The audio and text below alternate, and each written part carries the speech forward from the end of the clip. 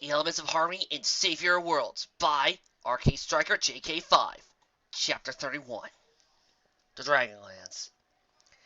The valley of the Tetons shuddered. The walls shook and bent. Large boulders slid down, knocking dirt and debris loose and following them down in small landslides. The clan's heads all stared in bewilderment as Spycar the Old, as he clawed at the valley walls and shoveled dirt and rocks into his mouth. "What in the name of the Great Fire is he doing?"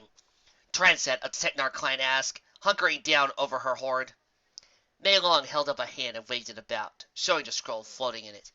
"Tirak has returned, Transat, and he has kidnapped Spycarin's old friend to use in regaining life." Jorman warily eyed the old dragon. "Well, out with it!" he shouted, waving his arms in the air. "Aren't you going to tell us I told you so about this?" Mei Long shook her head. "I wish I was wrong, Jorman," she said, her expression softening as much as a dragon's can. "With his fire so low, he has two options. Push himself to his limits and arrive at the Everfree in 2 hours and be slaughtered by the Ursa Majors there, or take his time and show him too late to do anything about it." Jorman looked to Spycarin, then Mei Long. His claws clutched and scratched the horde under his chin. Under him, his the work of centuries searching, appraising, collecting, maintaining, and occasionally eating. He took a few of them and shoved them into his mouth, swallowing down and stoking the fires of his furnace. Finally he said, "Spycarin! Spycarin the Old! The feeble, more like it!" Spycarin broke from his gorging and looked over, fire dancing in his eyes. He walked over, flames spewing from the corners of his mouth.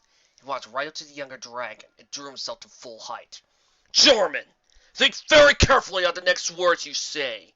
I have no time for posturing on your part. None of us have time for that with Tirak back." Jorman returned to stare. He slid off his horde, keeping his eyes locked on the Spycarin, never flinching. Suddenly, he spun around, tail slapping right down the middle of his horde. He swept to his left, sliding half of it towards Spycarin. "Eat!" he spit out. "You will need your strength to aid your friend." He suddenly turned and shoved his hand into the other half, taking great big gulps of the treasure. Silence descended upon the valley, save for the sound of Jorman's eating. Spycarin looked over the half of the horde in front of him before diving into it, shoving great clawfuls into his mouth. Within minutes, all of it was gone, eaten by Spycarin. Not even the smallest coin or scrap of material escaped his claws or teeth. His eyes suddenly slid open, and his hair reared back. Spycarin stumbled a bit and thrust his head into the air, a straight jet of flame shooting out. He spread his wings out, flapping them and taking to the air. The great dragon shot forward, quickly shrinking into a dot and vanished among the haze. Jorman finished eating, his own eyes gleaming. He looked at Mei Long. "Coming?" he asked, standing up and stretching his arms out to the sky. Mei Long began snacking on her own horde. "I shall be along soon, Jorman. I must stoke my own furnace and then check in on our 2 old friends of Megan's who live in my clan's lands." She slid it off her horn and drew her serpentine body up to full height in the air. "As for the rest of you," she said, facing the other clan heads, "ready yourselves in case the worst happens, and keep watch to the north." And with that, she wound herself around, flying up and traveling in a somewhat northeasterly direction to a small hill. She quickly descended and landed in front of a small hole in the hill. Okay, I just want to stop here and say, this whole entire stoking your fire bit is making me think so much of Fire Dragons. And for that, I love this fic. Anytime you can make me think of one of my favorite animated movies is a plus in my book. 2 figures emerged. The taller of the 2 wore a brown robe and a hood pulled over her head, with a mask covering her entire face. Even all that, though, did little to conceal her feminine form. She clutched a staff topped by a large crystal in one fur-covered paw. Next to her was a smaller, reptilian-looking humanoid, with a bright beak, wings stretched between his arms, and a long tail that flicked back and forth. "Counselor Mei Long, what a perfect pleasure to see you again," the road being said. "Is there more news from Equestria concerning Megan's return?" Her head dipped down.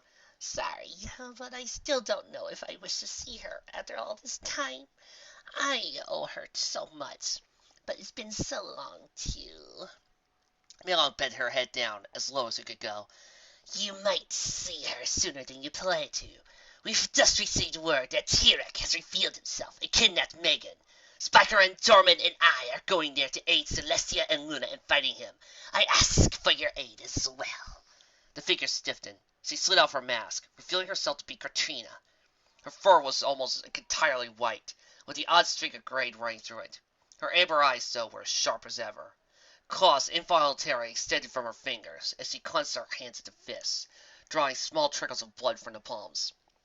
Let's hang these things. The others standing there. Katrina's old friend Ralph spoke up. Oh, is this really bad news? I remember him from the bad old days. We gotta help. Katrina froze for a moment, then nodded. Yes, you're right. She patted Rhett on his shoulder and with her free hand. I used up most of my 9 lives over the years, but I'll expend them all to stop T-Rex from enacting his eternal night. She looked up at Melon. You have us. Melon smiled as he bared 2 long fangs. She held up her hands and cut to the air. I can transport you there much faster than yourself. She gently scooped up Catrina and Rep and clutched them tight to her body. Hold on, she said, before launching herself into the air, corkscrewing her body around as she followed after Dorman and Spikerin. Danielle stood on the balcony of the Crusaders' clubhouse and stared open-mouthed at the large purple bears made of stars walking around the infrared forest, and the dark cloud that hovered over the canopy. She looked down at Apple Bloom, standing there with an equally dumbfounding expression. So, I'm guessing those are a little extreme, even in Equestria? Apple Bloom slowly nodded. I'm not even sure what those dang bird things are! Michelle walked out, followed by Scootaloo, Sweetbell, and Dinky. She held up her smartphone and waved it back and forth. I'm not getting anything, she said, her voice breaking a bit. Danielle, I think we should get back to Ponyville. I'm scared. Danielle walked over to her sister and hugged her. I am too, she admitted. And you're right. We should get back to Ponyville. She went to Scootaloo. Can you tell the others back to Ponyville under your own power? Scootaloo stood on her hind legs and saluted before running back to the clubhouse, emerging on her bloated scooter, helmet on head and wagon hooked up. Everyone get in! She shouted, her wings already buzzing. I'll have us all in Ponyville in no time! Applebloom looked to the wagon, then to Danielle and Michelle. Hi, weigh an apple buck of money here. There's no way to fit all of us inside the wagon, she arched an eyebrow at Danielle. What gives? You just gonna run behind her or something? Danielle shrugged. Well, yeah. I'll walk beside her while Scootaloo tows it with everyone else in the wagon. Or do a light jog at least. She held up her hand and waved to the Applebloom. I don't want us all to spread out and getting separated while getting to Ponyville. Besides, I don't think Scootaloo can go too fast towing 4 fillies and a human. Scootaloo's eyes narrowed. Is that a challenge? I bet you I can! Sweetbell suddenly grabbed Scootaloo by the head and twisted so she could look into her eyes. No challenges are going faster than Danielle. Just toast there and try not to impress an imaginary rainbow dash. Got it? Scootaloo nodded. Okay, I get it. Yeesh! The 4 fillies and Michelle squeezed themselves into the wagon, and Scootaloo slowly pulled them forward, Danielle right by her side. They barely made it down the ramp before an Ursa Minor emerged from the woods surrounding the clubhouse, bleeding from various wounds along its head and flank. It roared, eyes crossing a moment before it focused on the sextet and slowly headed their way. Danielle sucked in a breath, choking and sputtering. She froze, jaw hanging open, before jerking forward, stepping in front of Scootaloo, her friends and sister. Okay, I'll dance anyone? She squeaked out. Evelyn stood up on her hind legs and stared at the star bear. Ramen, maybe? Any further ideas were cut off as a blue-coated unicorn mare, clad in a cloak and a hood, suddenly emerged from behind a tree, galloping forward and stopping right between the Crusaders and the Ursa. Her coat fluttered in the wind as she pawed the ground and lowered her head, pointing a glowing horn at the Ursa. Leave them alone, she said. You've got a much more formidable opponent on your table, vile beast! Trixie, that was an awesome entrance. Why, thank you. Dinky leaned over the side of the wagon and stared at the newcomer. Who's that? Danielle's jaw wobbled a bit. She jabbed a finger at the pony a few times before giving up and shrugging. Damned it on, old Dinky. She cupped her hands to her mouth. Hi, you! hell, Lair! That thing's out for blood! The mare turned her head, focusing on the wagon for a moment before speaking. Nay, Daniel Richards! You must flee while I hold the beast off long enough for you to escape! So he hurried back to the Eartha and fired a beam of blue magic at his face.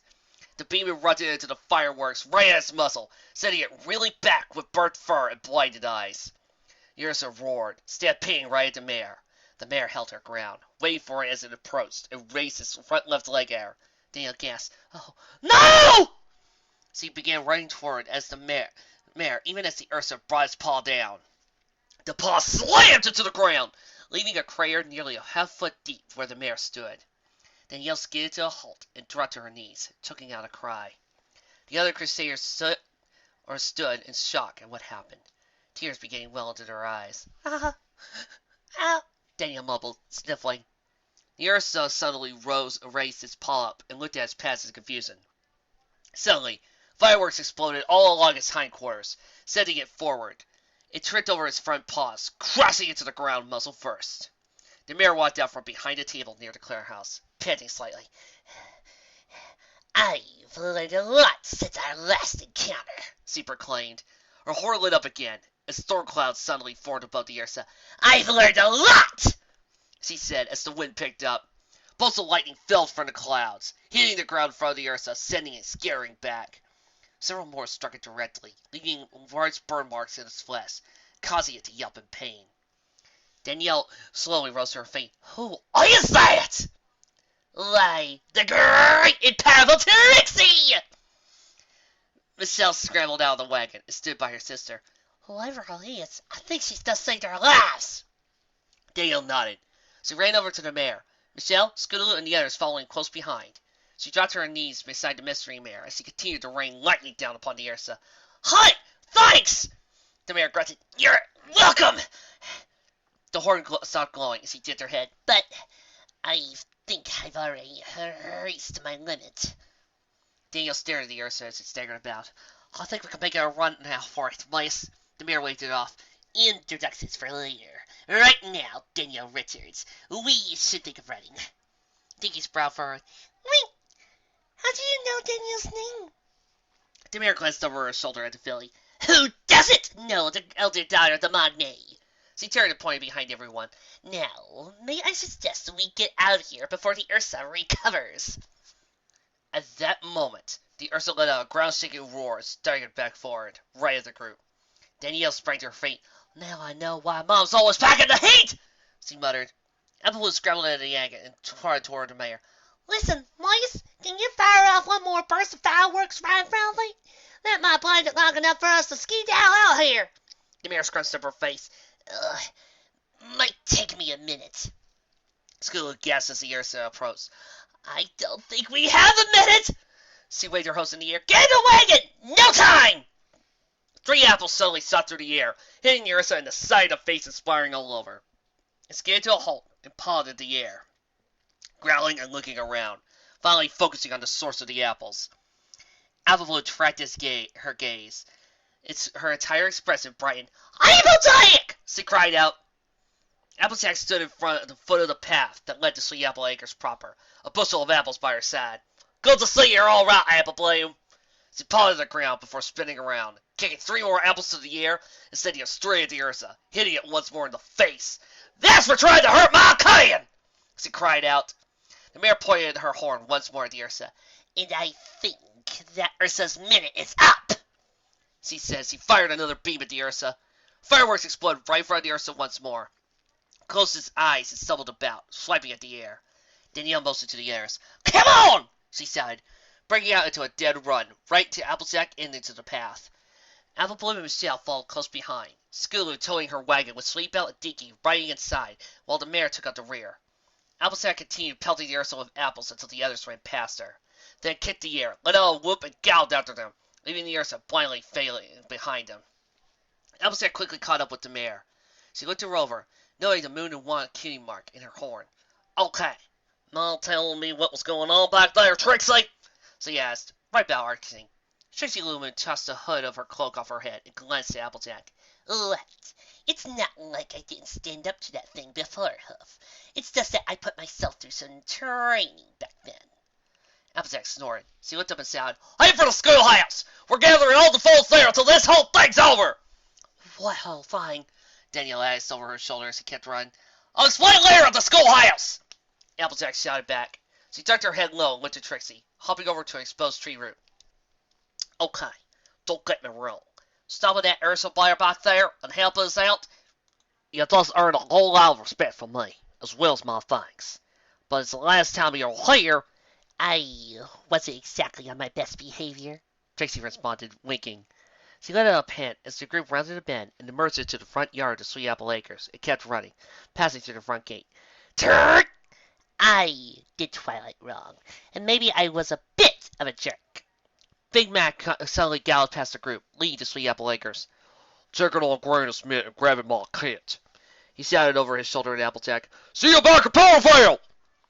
Applejack skidded to a halt, but he disappeared into the house. "For heaven's sake, be careful!" she shouted, shaking her head. "Darned fool. If he lets anything happen to himself, I'll kill him!"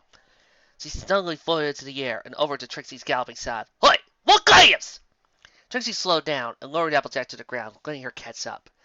The two increased their gait to get back to the others. "We've got some place to be at the moment, Applejack, and a conversation to finish. Now, as I was saying, yes, I was a bit of a jerk back then." Applejack rolled her eyes. "A bit of a jerk?" Trixie glared at her. "Yes, a bit. It's not like you and your two friends were any better. But right now, considering what's going on, we can hash out any problems later." Her eyes drifted to the sky, and a cloud of shadow bolts hovering over the Everfree. Several groups had begun breaking away.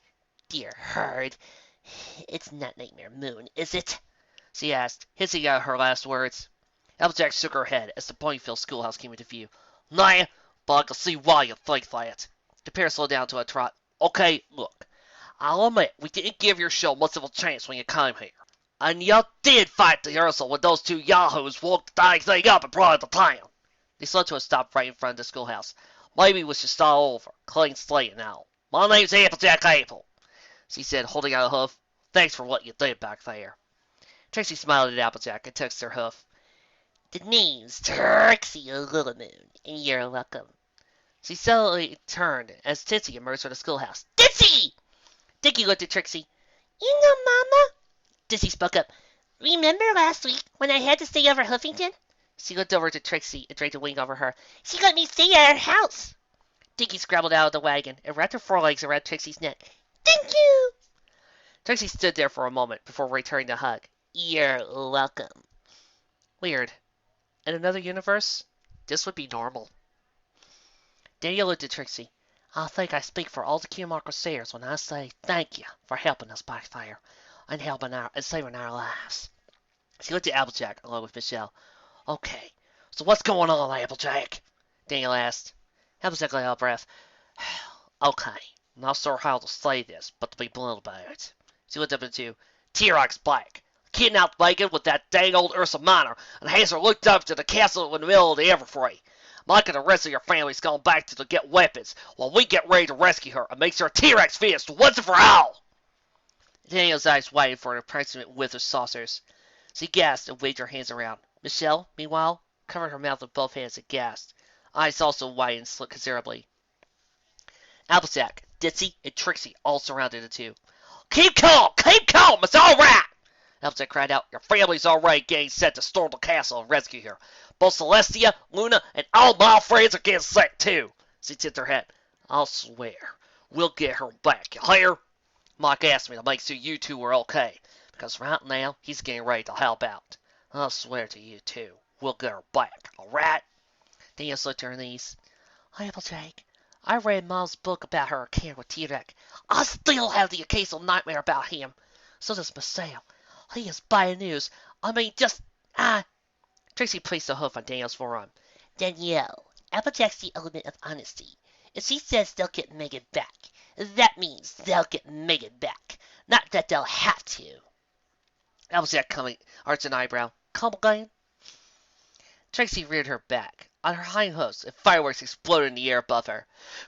"Do you think the magnate can be contained by him? Do you think that the teacher of knowledge and defender of the stable is not, even as I speak, devising a crafty plan to outwit and defeat the abomination once and for all? So you will stop him!" Even as he spoke, bright colors and explosions above her reformed themselves into a fanciful image of Megan and T-Rex, the former raising her hands and firing a bolt of energy at T-Rex, fancying the image. And, even if she can't do it by herself, she has friends and family who will help her. She continued, smaller images of the bearers of the elements of harmony and Megan's family appearing around here. So do not fear, Danielle and Michelle Richards, for we shall free your mother! Applejack chuckled. Now that is a good show! She looked up to Danielle and Michelle, who were watching the image. Trixie's rat, y'all. You'll get her back, or I'm not an apple. Now, I can't say for you two to not worry too much, but I can say to you, have faith. We'll get her back. Michelle dropped to her knees and wrapped her arms around Applejack's neck. You promise? Applejack patted her on the back. I'll swear to you, Michelle, we'll get her back. She broke the hug and tapped the headset hidden under her hat. Speaking of which, Apple Bunker to Brightlight! Apple Bunker to Brightlight, come in! She paused to roll her eyes. Twilight, that's mine, Applejack. Danielle and Michelle are at the schoolhouse, safe, along with the other Crusaders. Yeah, it was the Eartha. Yeah, but I had some powerful help with it, she said, winking at Trixie. I'll be at the Rainbow Bridge before you know it. Trixie spoke up. I'll stay here and watch over things, Applejack. Just then, the schoolhouse's doors opened. Spike and Cheerilee walking out. What's going on here? Cheerilee asked. Spike's jaw opened when he saw Trixie. Wait a feather-picking minute! What's she doing here? He asked, jabbing a talon at Trixie. Danielle's eyes flickered back and forth between Spike and Trixie. Well, we were at the schoolhouse, a clubhouse, and there was a mile attack. But Trixie showed up and fought it off, saving our lives. Do you two know each other? She waved a hand back and forth between the pair, eyes following the motion of her hand. Applejack carried up to Spike's side and leaned down. Spike, I don't have much time to explain, but Danielle's telling the truth. Right now, we got bigger fish to fry, namely T-Rex. Now, I'm not asking you to play nice with her. Please, don't make too much of a fuss, okay? Trixie stepped up to Applejack's side and looked down at Spike. I'll say this once. I did Twilight wrong and plan to apologize to her. Can we please get along for the moment?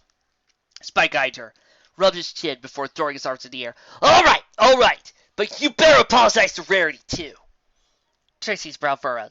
The one who ripped down my curtain during my act? Cheerilee suddenly set herself before the two, glaring at one then the other. Stop this right now before it starts! I have some very scared foals inside there, and I don't need you two to make it worse. I don't need you two to get along, but I need you two not to fight. Get it? Trixie and Spike looked at her, both wilting slightly under a stare. Sorry!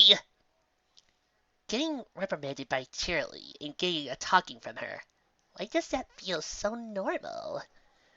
Talking to Trixie like this, why does it feel normal? Cheerilee looked past them and waved a foreleg at everyone standing there. All right, everyone into the schoolhouse. It's a lot easier keeping track of you inside. She held out a foreleg at Trixie before she passed. Trixie, a lot of the foals inside are pretty scared. Is there any chance you could do some sort of act to take their minds off of what's going on? Trixie smiled at her and tossed her cloak, letting it rebel a bit. They'll watch and awe at my stories! Trixie looked at Dissy. Care to give me a hoof in there, like last time? Danielle stopped and looked at Applejack. Applejack, take care, okay? Thanks. Sure, Trixie, I'll help. I even know this great mare named Raindrops. She'll be coming here soon to check up on our little brother Snails. Hi there. Hi, you guys need any music to keep the falls down? And you are? The name's like her heartstrings. Oh, and I got a friend named Carrot Top that's about to pop up. Maybe she can keep the falls there fed with some of her carrot snacks.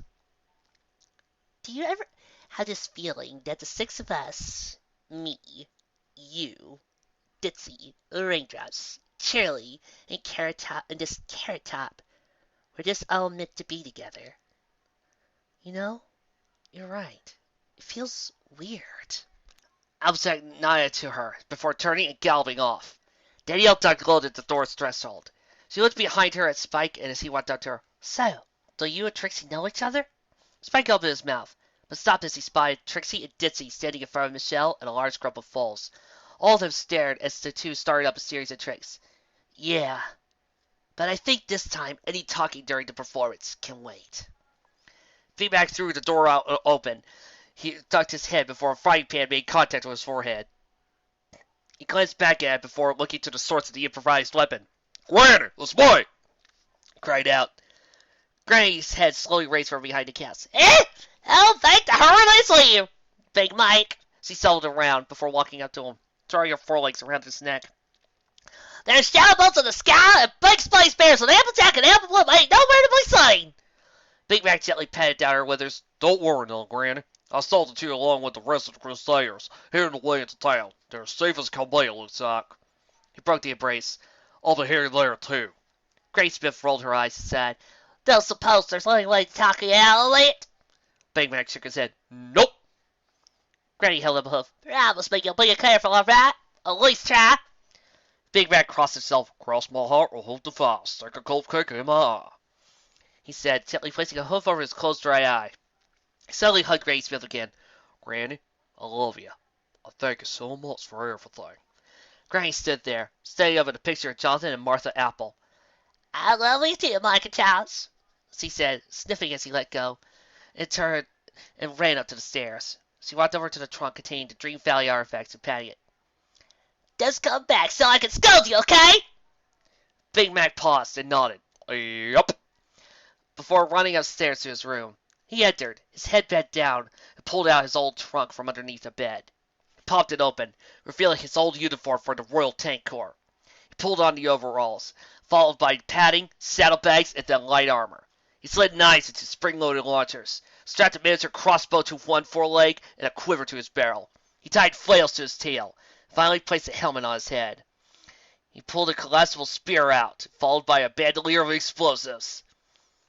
He looked to the mirror to his dresser and snapped at attention. Sergeant Micah Joss, report for duty!